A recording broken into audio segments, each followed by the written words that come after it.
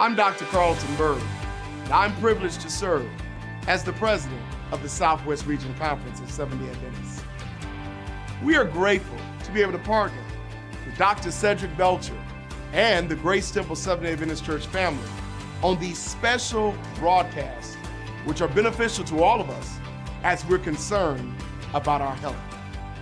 Not only are we concerned about our health, but we want to live longer and we want to live better. We'd like to thank the organizer and sponsor of these webcasts, Friends and Family for Health Equity. We thank you, and we thank all of you for tuning in. You're on the right channel, as I'm confident that all of us will be blessed today. Thank you very much once again for tuning in. Thank you once again for Friends and Family for Health Equity. Now, our host pastor, Dr. Cedric Belcher, will give us our opening prayer. Thank you, Dr. Bird. Let us pray. God of grace, God of mercy, we thank you so much for this opportunity that you have once again afforded us to share another webcast on a very important topic: depression, anxiety within the Black community. Father, we pray that this topic will be a blessing to everyone who will tune in today. Father, we pray that at the end of this broadcast, that somebody will get information that can change their church, their community, and our country. We thank you. In Jesus' name I pray. Amen. At this time, I want to turn it over to Dr. Gloria Wesley. Good afternoon to everyone on this webcast. Anxiety and depression in the African American community should be off the chart if you do listen to the news and read the statistics. Losses during the pandemic, lower life expectancy, higher incarceration rates, these have all been associated with anxiety and depression. But what are the facts? And what can we do to combat this onslaught? So we want you to stay tuned and share this YouTube link.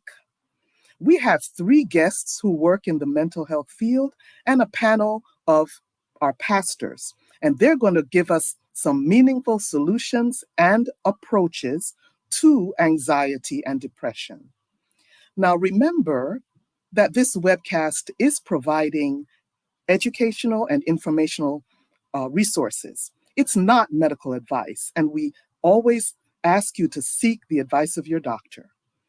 After a brief video on depression and suicide risk, we're going to hear from our own Dr. Sonia Gray Belcher.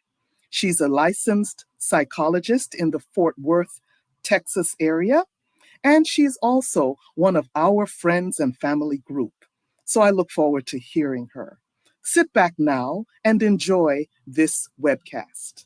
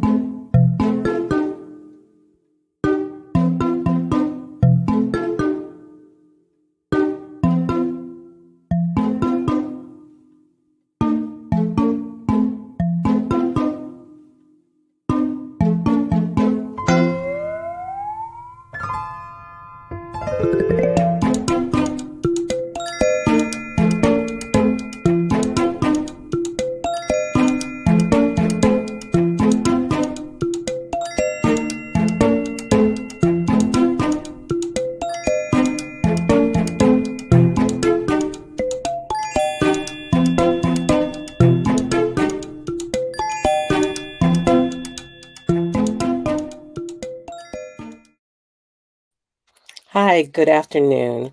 I am Dr. Sonia Gray Belcher, a licensed psychologist in Texas, and I have the privilege of introducing our guest, Dr. Erlanger Turner. Dr. Turner is an associate professor at the Graduate School of Education and Psychology at Pepperdine University. He is the author of the book Mental Health Among African Americans, In 2019, Dr. Turner founded the American Psychological Association's Division 53 LEAD Institute, which stands for Leadership Education to Advance Diversity. His work has been cited by publications such as the New York Times, the Washington Post, Oprah Magazine, USA Today, NPR, and Psychology Today. Thank you so much for joining us, Dr. Turner. Thank you for having me. Okay. Well, Dr. Turner, could you explain what a person would experience if a person had anxiety and if the person had depression? Yeah, those are really important questions. So I think one thing to recognize first is that we all experience some levels of sadness or anxiety or worries, and when that sort of crosses over into what may warrant someone working with someone like myself as a psychologist, those symptoms then become debilitating and impact their lives in many different ways. So if you experience depression, for example, you may have symptoms such as extreme sadness, difficulties with your sleep patterns, eating difficulties, problems concentrating and focusing, and those things are going to last for 2 weeks or more and impact your life in some type of way in terms of how you interact with others in terms of relationships, either romantic or interpersonally, how it may impact your work, or how it may impact the ways that you navigate other aspects of your social life. And anxiety is similar in terms of that when you experience these levels of worry or anticipation of challenges in your life, that it is going to cause you some level of either trying to avoid situations that may bring more anxiety in your life, or you may have problems with again focusing, sort of somatic symptoms in terms of like sweating, muscle tension, and all of those other types of symptoms in your body. I really appreciate, Dr. Turner, that you mentioned that it's not just an internal feeling, but it also impacts other areas in your life, like you said, like at work or school or interacting with other people. Let me ask you another question. What unique stressors do African American boys and men experience that result in anxiety and depression? And when should they seek help? Yeah.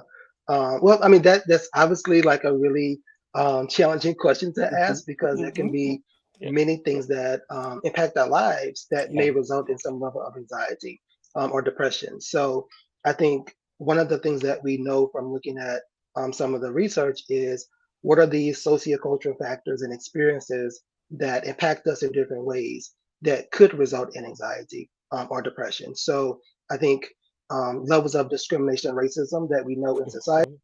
Mhm.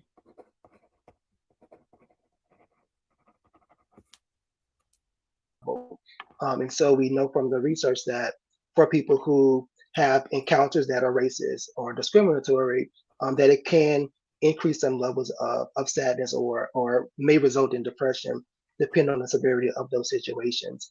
We also know one of the big issues that we've been seeing, you know, frequently over the last couple of years are increases with police violence and police brutality. And that's something that I think, some of the research that recently came out around sort of suicide risk has been really drawing this strong connection between the levels of witnessing this type of violence in our community and what is the impact of that on our mental health. And so I think whether you are having these sort of direct exposures to these incidents, or if you're experiencing these things vicariously through witnessing them either through the media or social media, we know that that can impact you on some type of way. And I think particularly for our boys and kids, is that they may also now have some anxiety or worries about their parents and their involvement with some of these types of systems that can also relate into some anxiety and depression that they may experience.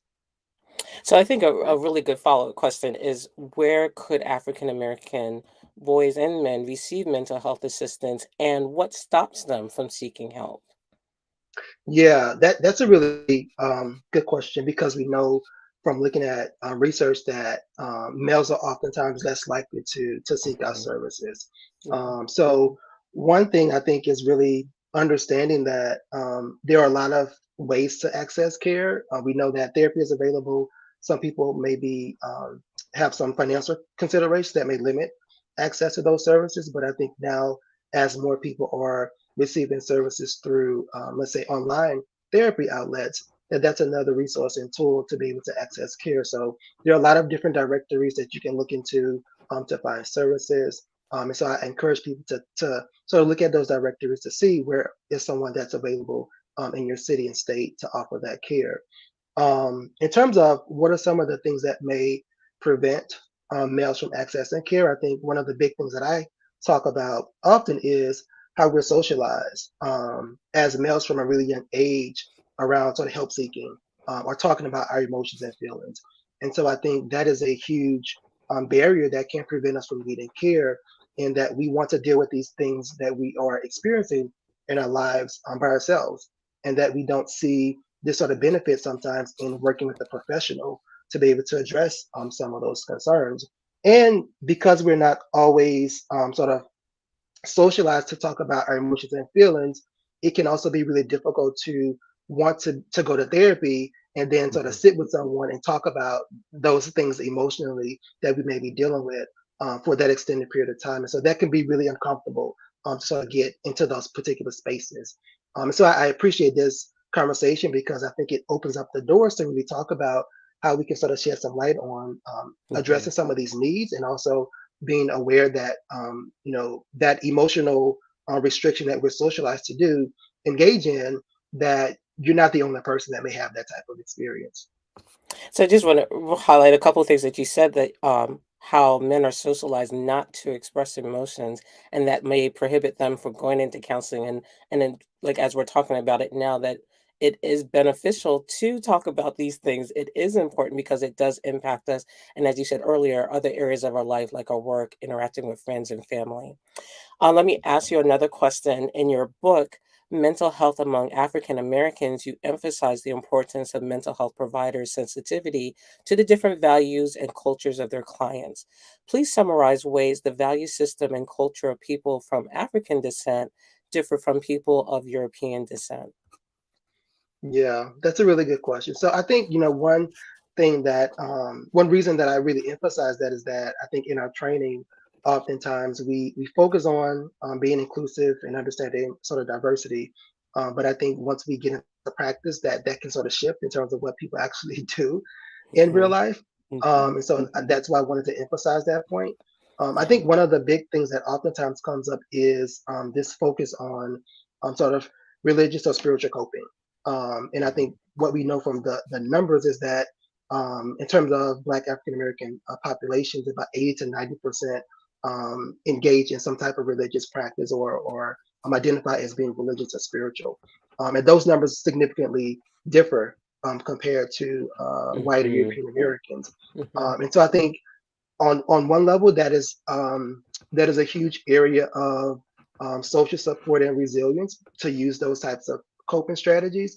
But on the other side, sometimes because we do are more likely to engage in religious types of coping, then that makes our desire to maybe go to therapy less. And so I think really understanding as an individual person in the public that there are ways to engage in therapy as well as continue those religious practices. And I think that's something that's really important for therapists to sort of acknowledge and have conversations with their clients about the ways that they can sort of work with them to address, some of these therapeutic aspects of it, but also how we can really empower them to continue to use some of those spiritual religious coping practices. I really love that you talked about that, because there's some people that seek therapists that will allow them to talk about their religious way of handling situations, or their spirituality, and I guess some people don't realize that. So you bringing it up, I really Mm, appreciate that. absolutely. So, so Dr. Turner, we're going to have a couple other people who will join us in our discussion. It will be Dr. Denise Hunter and Mr. Isaac Turner. I mean Palmer. Sorry about that. And let me just give you a little bit of information about the two of them. Mr. Isaac Palmer is the president of the MATS Foundation, which stands for Minority Access to Comprehensive and Coordinated Healthcare. He is also the chair of the NAACP Southside Health Committee and a member of the Illinois Kidney Care Alliance. And Dr. Denise Hunter is a part of our Friends and Family for Health Equity. Dr. Hunter is an internal medicine physician, an adolescent wellness specialist, the founder of Wisdom Teeth Finger, and the creator of Fount. Thank you both for joining us in this discussion. So Dr. Hunter, let's start with you. Yes, Dr. Turner, thank you so much for that information. And you had brought up some kind of hinted around to some of the inequalities in the system. And I am a mother of 3 boys. And what advice do you have to share with myself and the viewing public on dealing with injustice and abuse of power? Yeah, that's a really good question. I think for me, one thing that is really important is that we are really intentional about having those conversations about injustice. And I think sometimes for parents, and I'm not a parent, but I know for sometimes for parents, um, you feel that pressure to always have the right answers to questions. And so, because you feel like you may not be prepared to talk about these types of injustices and that emotional aspect of it, we may tend to avoid those types of conversations with our kids. And so, I think that is really helpful to have those conversations with children about injustice, and that you also provide that space for them to sort of share and acknowledge what their perceptions are or experiences are in relation to injustice, so that way you can really understand how they understand the world. I think oftentimes as adults, like we have an understanding from our own experiences, and we sort of share that with our children or kids, and we don't really check in with them to see how they've experienced the world. So I think it's really important that we sort of provide this space to say, this is going on in the world, or what have you witnessed in your school or in the community, in terms of some type of injustice or people being treated unfairly because of their skin, and really hear what their perspective is, and then try to sort of help them navigate what types of emotions they may experience through that. I appreciate you saying that. I was, as you were talking, I was remembering we just went to a gas station, my son and I. We have a adolescent son, and we just got a snack. Like we both got a snack. We're walking out, and before we walked out, when we paid for it, they asked if we wanted a bag, and I said to my son, "No." I said to the cashier, "No," but I it specifically asked for a receipt. And then as we walked out, I was explaining to my son, if you don't get a bag, you need to get a receipt because you always have to prove that you paid for it. Mm. And that just goes, like, as you were saying, having these conversations is very important. Yeah, absolutely. And I think I still do that myself. And a lot of times, people, I think, at these places now, they start to not want to give you a receipt. I'm not sure why. And so I'm like, I always make sure that I get my receipt too, because you never know, how people are going to sort of perceive you. Like, as a society, we are oftentimes portrayed in the most negative light sometimes. And that's the first sort of bias or perception that people think about us. And I think particularly when it comes to like interactions with police, is that there isn't this grace that's allowed to white people when it comes to how they interact with police. But for us, it always, this bias or this perception of negativity or threats of harm is like that first sort of response. And so I think that's a really important point that you sort of brought up. Mhm. Mhm. I'm glad The you brought up the perspective. Oh, sorry, Mr. Farmer. You go ahead. I'm just going to add on to that. The advice I got at that age was never leave a store running. And at the age of Mm. 47, literally Mhm. 3 days ago, I caught myself stopping and calmly walking to Slow, my car as I left slow it Walmart. down. Mhm. Mhm. Yeah.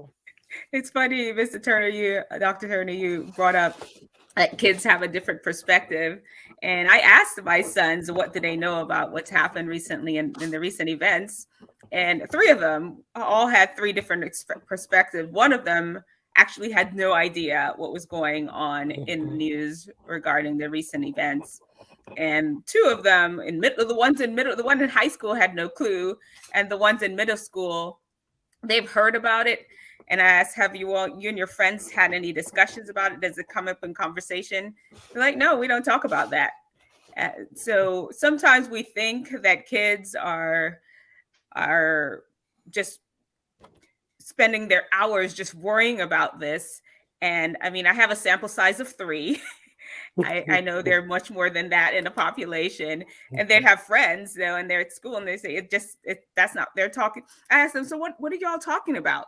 Well, what are we going to eat for lunch? And Mhm. what lunch was the biggest subject. Mhm. So I'm glad you put out there that really just understand the kid's perspective. And sometimes as parents, we can put our fears on our children and not understand that this, yes, it's something real, but how much of our fear do we want to really put on them to burden them to even honestly even skew the innocence of their childhood? Mm. Yeah. I think that if you don't mind me asking Mr. Palmer a question, what are your thoughts on how to raise like black kids, like boys in this country? It seems like it's really, really challenging, as Dr. Hunter said, trying not to put too much fear on them and keeping their innocence, but they also have to be aware of the society we live in. Yeah, I recently took Dr. Turner's advice when he said earlier, you got to get to a place where you're comfortable saying, I don't know, with some of these issues. And Mhm. I think the majority of the help is just bringing up a topic, saying, hey, let's talk about it. And then when the questions will come, especially from my two boys, they're very inquisitive, and then being able to say, I don't know, I don't have everything worked out, but I'm here for you, when those situations come up. Can I pivot to a question to Dr. Turner? I work with a community group on the west side of Chicago, and that's predominantly Black. They work with recently released felons in the system, and the organizer last night called his group in. So he's got workers, he also has clients, and all he wanted to do was talk about the Tyree Nichols situation. And I was so blessed to be a part of it. Talking to you today, I realized there were no mental health professionals in that room. Mhm, And we mhm, kind of stumbled through it. And to his credit, he was able to steer the conversation away from, well, who's at fault and the system and, the mayor. But how would you advise us if we were to have this conversation again, to get this discussion going where people in the community can just release, and talk about the emotions and the feelings that they're experiencing? How would you structure that conversation? We probably had 15 to 20 people there, uh, Mhm. men and women, so it was equally represented. Yeah, no, that's a good question. And obviously, like I think as mental health professionals, we're stretched really thin these days in terms of Yeah, yeah. being able to provide services, and like there's so much more of a need, and there's not enough of us. mhm, But I think one thing that is really helpful is, one, it's good that you provided that space. I think sometimes people hold in a lot of these emotions and feelings that they may be mhm, going through, and they don't have that avenue to do so. So I think that is helpful. The one thing that I try to encourage people to do, and I know things like some of these audio types of conversations have happened on social media over the years, where people can provide these spaces to have conversations, but then it gets into like trauma dumping, or people's really talking about these really stressful or traumatizing events, and then there isn't a professional to sort of help guide some of that conversation. So I would say, when you're having these conversations, provide that space, but also let people know that, to be mindful about who all is in the room, and that really be careful about the types of things that they do disclose, or how far they go with talking about some of these things that could be really traumatic, because it could be therapeutic and healing for them to share that information, but it mhm, might be triggering for somebody else. And that's the piece that we don't really know when people are sort of share this information. The other piece I would say too is, you know trying to make sure that you have some resources that are available. So I think when people are having these types of conversations, and even if you have a professional there or you don't, they don't know, well, what's the next step. And maybe you did this, I don't know, but I think just making sure that people know where to go if they do want to seek help. So finding where are these local resources where they can provide access to services, or can you connect with you know professional psychology organizations. So I know that the Association of Black Psychologists, at least in Chicago, tends to be very active in the community and do a lot of things. And so finding ways to maybe partner with those organizations to find out what are the resources in your area, to be able to help those that may be looking for therapists. That's great. Dr. Turner, I feel like I just heard a new term that I'm going to add to my repertoire: trauma dumping. That's happened so many times. Now I know what to call it. Absolutely. Well, I've really enjoyed this conversation, and given the height of what we're all experiencing with Tyree Nichols, I think it's great that we're having this conversation and that we can set limits with some people that may not be able to, or not be able to at that moment, to talk about it in detail because they feel exhausted or they feel overwhelmed, they feel helpless. And I think giving them permission and not guilting them that they need to continue that conversation because this is happening, that we give them space, that they need to have that space, and that we allow them to have that space. I think that's important.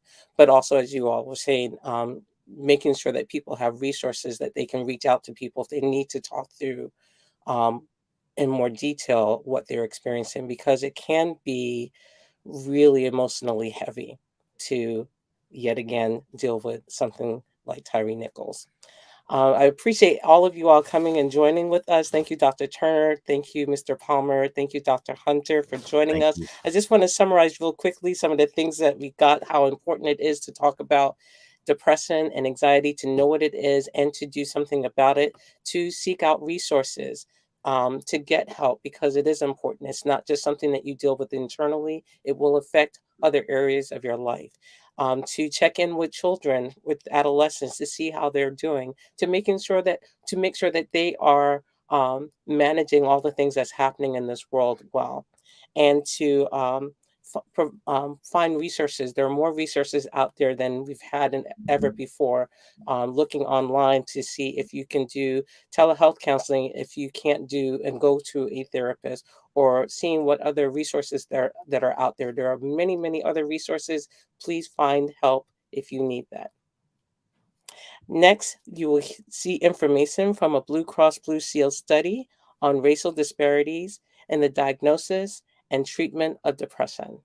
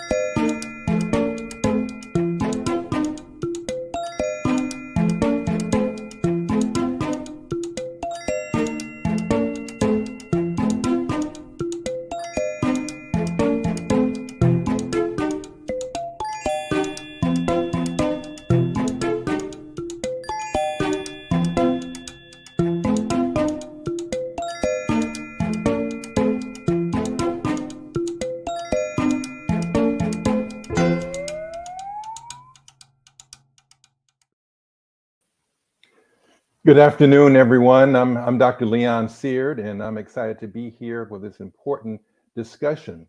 We're also so excited to have with us a mother-daughter psychologist, Dr. Cynthia and Allison Powell Hicks. They are certified mental health relationship experts, as well as television personalities. You may have seen them hosting Like Mother, Like Daughter on Discovery Channel and OWN. Thanks for being with us, doctors.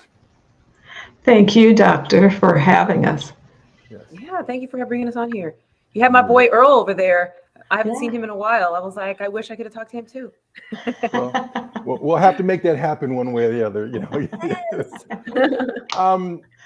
Ladies, in our current climate, especially in light of the COVID pandemic and the social tension and political polarization, mental health has become an issue, as this whole webcast is about.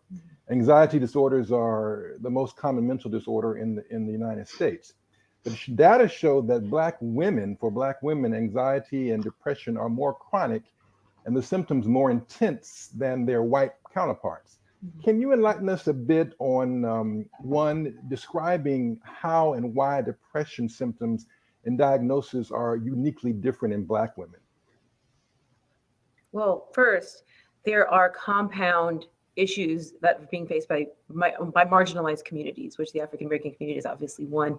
So having to deal with typical stressors that a lot of people deal with that can impact and compound and create depression is one thing. And then we're also dealing with systemic racism. We're dealing with lack of access to medical treatment. We're dealing with other stressors in the life of having a lack of access to other types of resources.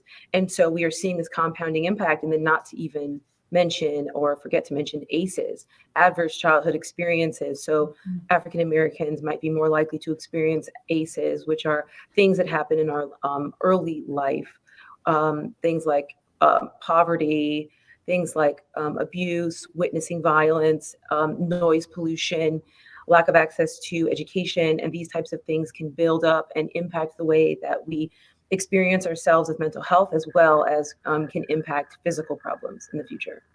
Yeah, I'm glad you brought that up, Dr. Ali, because past trauma, I think, really plays a major component in this, and the way that we were raised as African American women in a racist environment. You can't unring that bell. So it's how do you process it once you are realizing that you are developing some of the depression or the SAD pathology or symptomatology. And we as strong Black women have been told that we can conquer and handle anything, and we really don't have to go outside of our community to seek support. So then it's not a surprise why we appear to present sicker once we come in for medical and mental health treatment. Dr. Cynthia, you kind of must have been reading my mind, because I was about to kind of go there. Dr. Ali, you mentioned racism, and Dr. Cynthia, you mentioned the strong Black women. You know, we know that Black women are faced with racism in this country, and we know about the stereotypes and the memes and the tropes, Mammy and Sapphire and Jezebel, the angry Black woman, the strong Black woman. Could you expand on these challenges that affect Black women's health? Absolutely. I think the biggest trope, like the one that my mom brought up, is this strong Black woman, this magical Black woman narrative, this idea that no matter what you put on top of us, we're going to handle it, we're going to deal with it, we're going to muster our way through. And I think there's a difference between doing something because it is adaptive and doing something because it is forced upon you. It is just what you have to do. So it doesn't necessarily make us better, stronger, more capable of dealing with things, because you can. There is a point where stress can be helpful, right? We talk about like eustress. So you experience a stressor, you learn to adapt to it, and it builds up a level of resilience. But you can experience enough stress to where it actually creates, like I mentioned before, long-term health problems, which is why we see in the Black community hypertension, diabetes, heart disease. These are all stress-mediated disorders. And so these types of narratives don't just serve to make us more stressed and depressed in the short term, but in the long term, as well as impacting our health and the way that we interact with others. And then we have them being repeated through media. So like you mentioned, like the Jezebel, we see the Jezebel commonly in media spaces. Pam from Martin was a good example of a Jezebel, kind of the woman that's like, nah, boo-boo, honey child, nah, you ain't gonna do that to me, not today, And it kind of gives this impression that we are always able to kind of like manage, right? Somebody comes to us and says something we don't like, we're able to defend ourselves, take care of ourselves, but it doesn't give for the breadth and the diversity of how African-American women express themselves emotionally. We're not all going to be able to do that all the time. Sometimes we're going to say, that hurt my feelings, I'm feeling vulnerable, I want to be sad. But then once you're seeing this trope over and over again, and then you encounter a woman who's doing that, you might think like, why is she so different? What's going on? Why isn't she in control of things? Isn't she supposed to be strong? And so now that woman's feeling vulnerable and isolated because people aren't responding to her in a way that could actually be helpful. Yeah. And that leads me to saying, do you know why there's so many strong Black women? Did anyone ever think maybe because we have to be super women because we're not having our needs met? So women, this is your time to have dialogues with people in your village, in your community, in your sisterhood, in your family, with your relationships. Make sure that you take care of you, because if you can't take care of you, it's going to be very difficult to combat the different types of mental illnesses and physiological type illnesses that do come just generational. I mean, I won't even talk about, going from latency age to adolescence, then to young adult, and then to adulthood, and we won't even start talking about menopause. Help us now. Anyway, but strength, and you need as much strength as you put out, you need to be able to receive as well. That's as a follow-up, I mean, that's really good to talk about those things in terms of, stages. Women have the seasons of life, the stages of life you started to allude to, Dr. Cynthia. Can you guys kind of expand a little bit about some critical intervention points for Black women? Is it, the transition from young adulthood to adulthood to the workforce to motherhood to being in a relationship, and especially with respect to the stressors and the stigmas and even the suicide risk there? I think every moment, every single opportunity you get. I think starting off in childhood, right? Because that's where we develop our coping mechanisms and we develop kind of the pattern and the character that we're going to take into adulthood with us. People say you kind of become who you are within your first 5 to 7 years of life. You learn how to maneuver. And so I think that's a really important interventional point, right? Helping our little baby girls understand you can ask for help. You can cry. You can come to me. You can come to other people. It's okay. And then because when you find yourself in a space like where African American women have found ourselves, where we can't reach out, one of the symptoms of depression that is actually seen more in African American women than other people is somatization. So these physiological symptoms, we feel our depression more than other people, which can impact us at other phases of life. So when we are, starting menstruation, that could be impactful in the way that we start to experience this point in our lives. And then obviously African American women also experience more postpartum. And so at that phase where now you have a woman entering her adult years and starting her family, because some of the risk factors for postpartum are a history of trauma as well as a history of depression. And so if you haven't been engaged in regular treatment or therapy or kind of know the flow of how therapy works, it might be hard for you to reach out at a point when maybe something's going on like that. And then obviously during your years as you're getting older, there's this idea of generativity versus self-doubt, or generativity versus stagnation. This idea of like, what do I do with my life now? I've lived most of my life. Where do I go? What do I give back at this point? And these are all really important phases where we need to be checking in with ourselves. But really, we need to be checking in with ourselves all the time. All the time, yeah. Thanks for that. That opened up another thought that I was having, because as you transition from motherhood, from losing a spouse, from empty nest syndrome, even though I might say this generation, I've heard a lot of stories where the nest is empty for a minute, but then it comes back. So how do you still have your needs met? How are you still taking care of your adult children now without stepping over the lines too much? So the main situation that I would really encourage is communicate. Monitor yourself. Monitor how you are experiencing life throughout these different phases of life. And don't be afraid to ask for help. You are human. You need the help, because nothing is worse than when I've seen people that they have refused or felt uncomfortable receiving the help when it's something that's minor or preventable.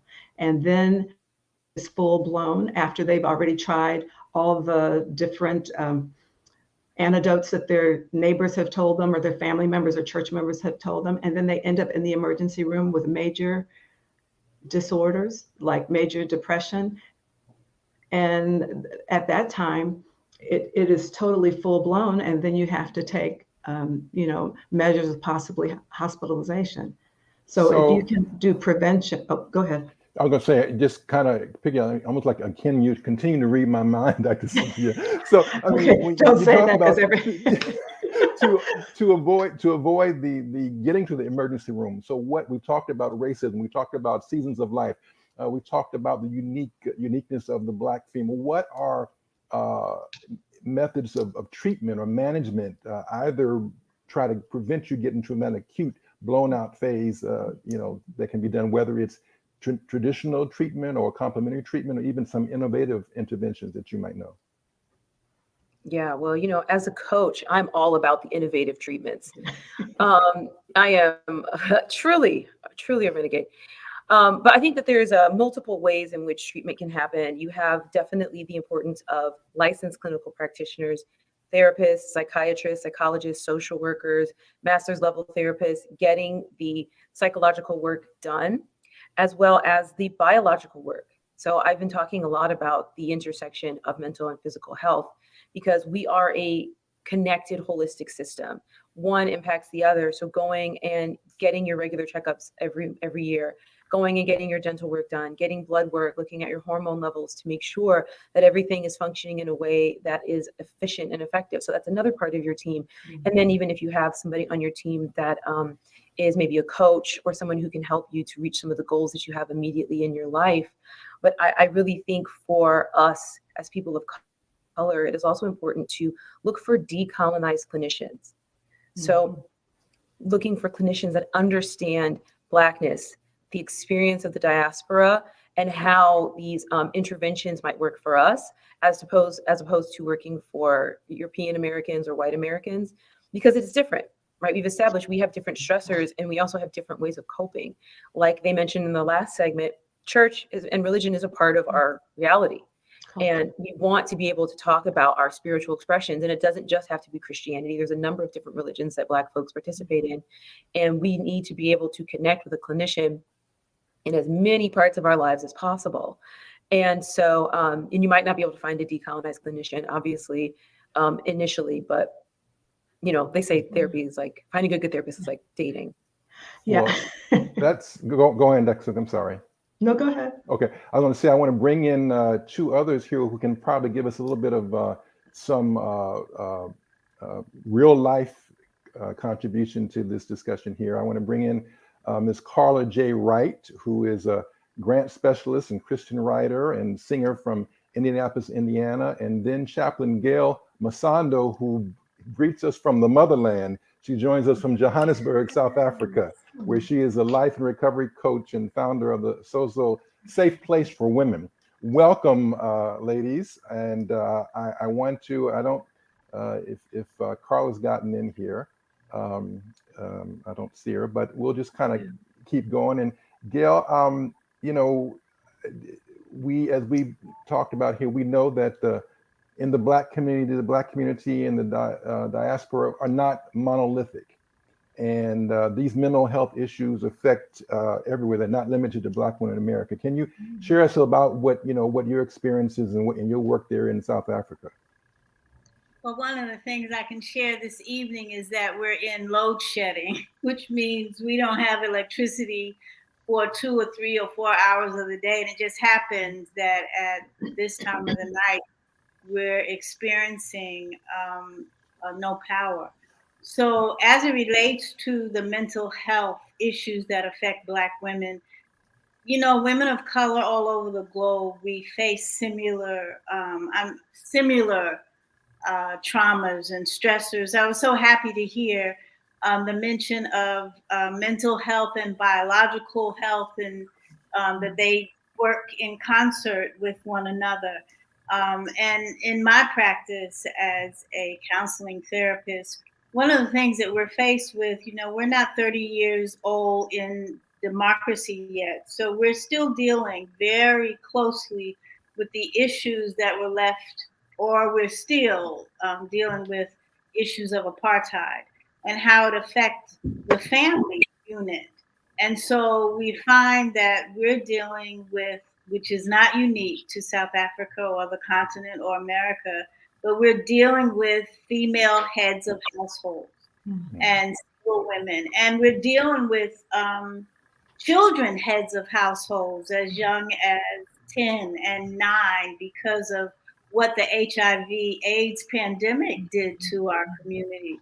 So we're having young girls having to really take a stand before having a childhood. They're becoming the sole breadwinners. They're becoming the disciplinarians. And so they're losing their childhood. They're not having it. We're also, unfortunately, we are, gosh, we have the highest rate of gender-based violence and rape in the world. Mm. Now, I don't know if it's just that we're taking statistics here in Southern Africa. It's kind of hard to have that kind of effect. To know that we have the highest rate of hijacking, we have the highest rate of rape, violent rape. There's no, well, rape is violent, but many of our women are left dead or mutilated. So there, we're saying that's an after effect as well of mental illness after apartheid. It is, and we're able to track that and say that what's happening is this leftover anger, rage that's going on. We're also dealing here with. I'm so glad that that Dr. Hicks and Dr. Alley talked about the idea of this word strong that is thrown around. You got to be this strong woman no matter what. And I don't even know that we understand what that means when we hear a woman who's lost her husband or lost her son, and she's sitting in front the casket. She's sitting and looking at that casket, and we walk away and say, "Ooh, that woman was so strong." How about she's numb? How about she can't believe what has happened to her psychologically, and she's trying to gather her thoughts? And I think that we do ourselves this justice. I really do. When we say strong, then that means we're not given permission to cry. We're not given permission. Yes. What that gets me thinking of is proximity to whiteness. It's this idea that the closer you are to this stiff upper lip British white perspective, the more like in control you are, the more like strong and stoic. When we see over and over again, like in spaces of like toxic masculinity, that not being allowed to have emotional expression helps. Right. Right. And when you do that, it kind of uproots the stability of the community and your family, because they think you are that one. You are the go-to. You are that strong person. That is, I mean, we're also dealing with heart failure between the ages of 25 and 48. We're finding that, we were stuck in the HIV AIDS pandemic, and our focus was there. But now we're finding out our women women of color, between the ages of 25 and 48, we're dying of that broken heart syndrome, which has nothing to do with romance, everything to do with stress. And so there's also the new South Africa phenomena where we've experienced it at home. I'm a New Yorker by birth, but we've experienced it at home, where there was a period of time, Dr. Hicks, you may remember, where, and Dr. Sears, where there was the black male conferences that were happening all the time. How come we're not getting along? What do we need to do in our communication? And we're faced with that now, where it is our young Black females are in management and doing very well, very successful, making the money, where our Black males are being kind of left out. So I work, my counseling is directed at professional women. We hide better behind our jobs, behind our title, behind our address, but we're just as broken and just as wounded and needing a place to speak. And we need that balance, because while we're being raised up, our men are being pushed down, and then it can cause a lot of disharmony and conflicts, just within your support system, which is supposed to be your family. Oh man, this is just so rich. I mean, I wish, since you kind of alluded to it, Gail, and just kind of as a last thing here, if I read a prayer that Iyanla Vanzant wrote in response to the Tyree Nichols situation. And it seems like it's analogous to what the women in South Africa experience. I'm just wondering if you guys would really quick and rapid, what advice would you give, what counsel you give to mothers who are suffering under this trauma repetitively every day in South Africa and too often here in America? Well, me, I believe in communication. Don't hide anything. It might be, you know, but make it age appropriate, because they're going to experience it. It's out there. You can't hide it. You can't deny it. But it's how you, like safety plans, like you have for your home during earthquakes or tornadoes or whatever. You need to have a real hard talk with your young people. Well, even with all of us. I mean, any police brutality, you know, is real. And no, and my heart goes out to mothers of sons, because they're targets. Mm. We used to, and Jack and Jill talk about sleeping while Black, driving while Black, breathing while Black. You know, it's real. It's real. So we need to communicate better regarding it, not to be afraid of it, embrace it, and move forward, and, you know, just be self-assured and know that you and your family can do the best that you can do with what you're given. This is a hard one for me, because there's so much variation when it comes to families and family structure, right? We mentioned the Black community is not a monolith. We have people in South Africa with very specific needs and culture, people in New York with specific needs and culture, LA, you know, Boston, wherever. But, you know, if I got to be like the president of Blackness, to me, it's collaboration and finding a way to find community, because that's one of the differences we see in countries that have higher levels of depression as opposed to countries that have lower levels of depression, is that when communities are able, whatever those communities look like, right? When they're able to unite and support one another in really real, vulnerable, connected ways, we do tend to see improved mental health spaces. Mm-hmm. Do I know how that would happen? No, I do not. I do not. Yeah. The one thing that I just want to just add, back in my day, we went to the church. That was the backbone of our community. That was our community. And that's where we went for all of our questions, all of our support. And our pastors fought for our community. One of the words that I've adopted since living in South Africa is indaba. And it's a beautiful word because it means gathering, and it's a coming together of minds. No one takes the credit for the solution. Everyone comes together and gives their thought, their opinion. How can this work? We did a program a few years ago when there were baby rapes here in South Africa called Isililo, and it was called Mother's Cry. And it took us a whole year to just go from communities. We spoke to mothers and daughters. We spoke to fathers and mentors and their sons. We spoke to professional, mental health workers. And we came away, it took us a whole year. We were not rushing. We were having conversations. And out of that year, we ended up, and it's 15 years now, we have a family abuse prevention center in Soweto. And that took some time, but it was focused. And so that has to happen more and more often, you know, that these quilting bees that our mothers and grandmothers used to have in the South of America, those quilting bees were therapeutic right then, because women got together to speak and to talk and to share. And we can never do enough of that kind of community, all ages, all stations of life, and being able to share honestly.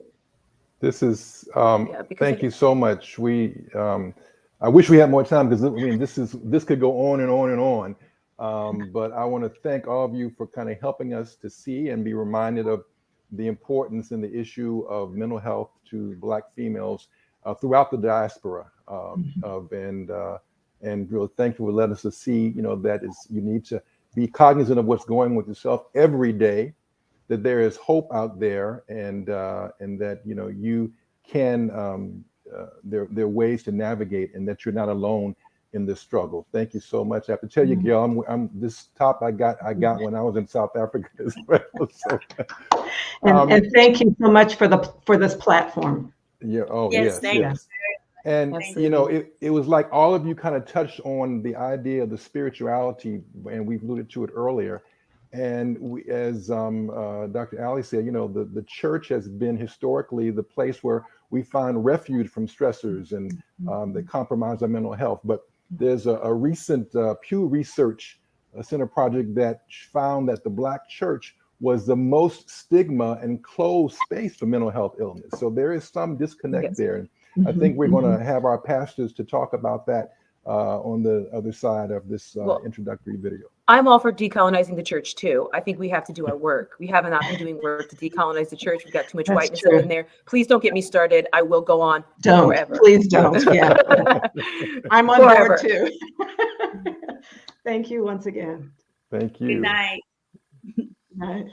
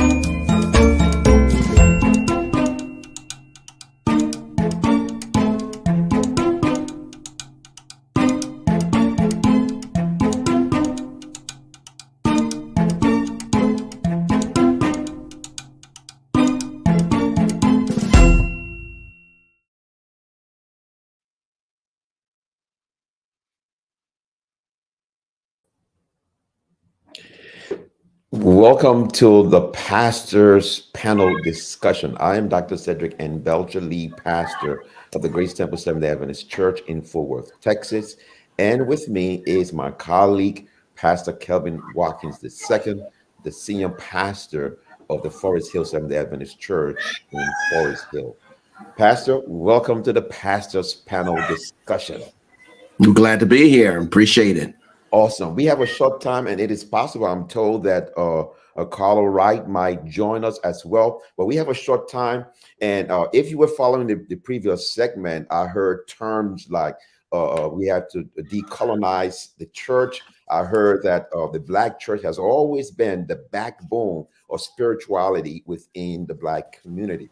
And there was a research that said that 63% of Black responders believe that admitting mental health is a sign of weakness. And so to you, Pastor Watkins, to you, Carla Wright, how do we counter this stigma that we find within the church and the Black community? Oh, thank you for that. I would say that, unfortunately, a lot of the stigma that we're seeing regarding mental health is looking at in terms of the idea that someone's going to say, okay, now you're crazy, or, oh, there's something wrong with me, or, oh, or you're going to stigmatize me in some way. And so it's always kind of presented as kind of a form of weakness, or the idea that you're kind of beneath someone when you're dealing with a mental health challenge. And I think that's something that we really need to tackle head on. We have to avoid overly spiritualizing some things.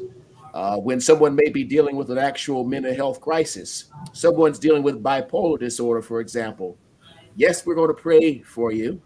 I believe in the power of prayer, but I also believe in pills. I pray, but take your pills.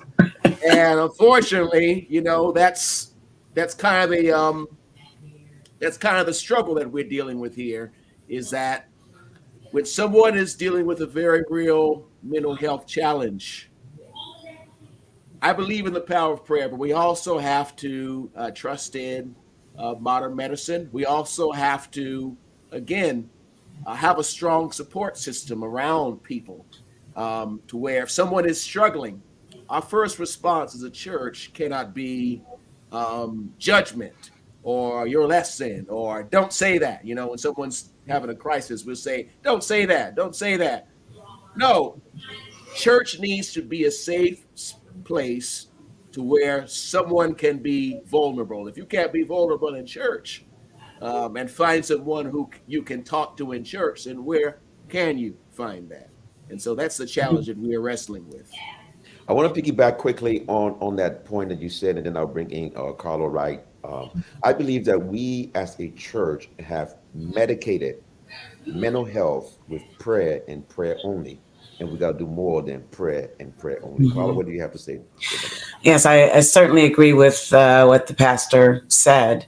I remember I have dealt with depression for over 50 years. And one of the most disturbing things I encountered in church recently was to be vulnerable and share um, some issues that I was facing, and someone implied that that meant I was not spiritual. If I say the word depression, the assumption is that I cannot be spiritual. Somehow I'm uh, not including God in my life, which is absurd. And so that was disheartening. But as he mentioned, when I thought about my experience in my journey, I looked at all the challenges I faced, but I also looked at the blessings that I've received. And as you mentioned, a strong family was critical, and parents who understood that if my daughter is having a problem, then I need to seek help for her, and that God can provide that help through a variety of sources.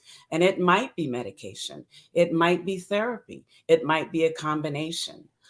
So I was blessed in that my parents gave me access to what I needed. And then my church that I grew up in was also very, very supportive. Being able to use your gifts as you're able and all of that, finding that understanding was very helpful to me. Well, let me do a follow-up question then. How can we structure the church so that the church can become a center for mental health and hope? How can we, what do we need to do? Well, I would say that we have to make these resources available to people. And I also think we have to acknowledge the historical challenges that, these things don't happen in a vacuum per se. Back in the day, back in slavery days, when after, a hard day on the field, you know, there was no psychologist there with a couch saying, come on, let me talk to you about what master was laying out on you. Back when they were sick in the fire hoses and dogs on us because we wanted to vote, there was no couch, no one with a prescription there waiting to deal with the trauma of what we experienced. And so this idea in our community of, being able to speak to a therapist, being able to be prescribed something with a mental health issue, this is a new way of being able to address these issues that historically has never been there. It's always been really the only place where we ever had to turn historically as a people. The only place you could actually be yourself and be real was when you came to church. From slavery on down to now, the only place where you, society, were actually valued as a human being was when you came to church, where you were actually somebody and could be real. And so we have to foster that.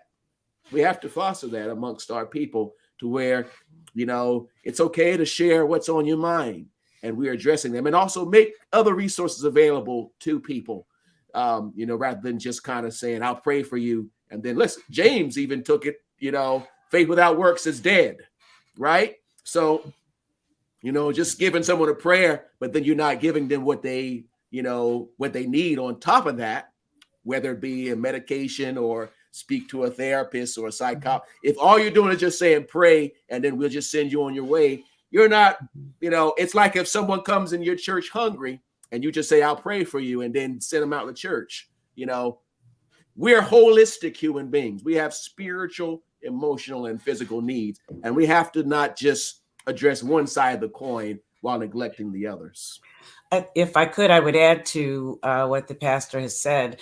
This event today is so important with hard information.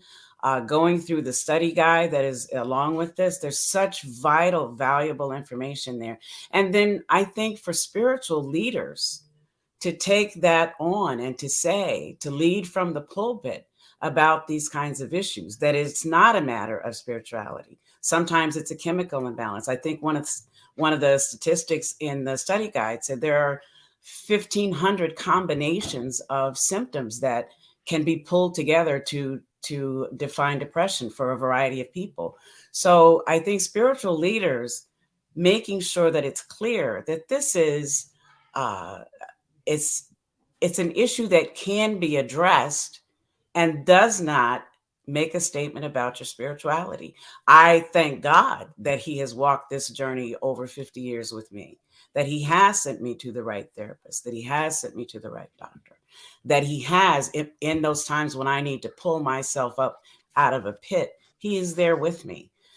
But to say that, you're just going to pray it away, that has not been my experience, which is not to say, we know God's healing power is unlimited, but he chooses when to do that. And if that's not happening, then make yourself available for all of the other things that he has provided for us to turn to. Wow, I love those comments from you, Pastor Watkins and Carla Wright. We can go on and on and on and on in this segment, but our time is running out. Once again, I want to thank you, Pastor Watkins, and thank you, Carla Wright, for your input on how we as a church can not only be a past tense, but a present tense in terms of helping our community cope with mental health issues. Once again, thanks to each and every one of you. We have just concluded talking about the church, that we need to deconstruct the church, like one of our panelists, one of our experts said, that the church needs to return to what it was back in the day, a center where our community could go to for refuge. And our refuge includes any kind, not just spiritual issues, but any kind of issue that impacts our community, especially so mental health as well. Again, we want to thank all of our panelists, thank all of our experts, thank our production crew. We want to thank you. Make sure you look around for our next date, for our next webcast, and make sure that you can have access to our companion God as well. God bless you, and let's have a word of prayer. Let us pray. God of grace, God of mercy, once again, we thank you for this awesome topic that we have discussed, and all the experts who have brought in the various expertise to open our eyes and to share with us pertinent information that can help us and help our community. Father, we pray that we will be able to continue to march front and forward in making sure that this mental health issue does not destroy our community, that we can make a difference, that the church can make a difference, our experts can make a difference, and then we can trust in the power of God, that God can make the ultimate difference as well. God, we thank you. Bless us all, we pray in Jesus' name. Amen and amen.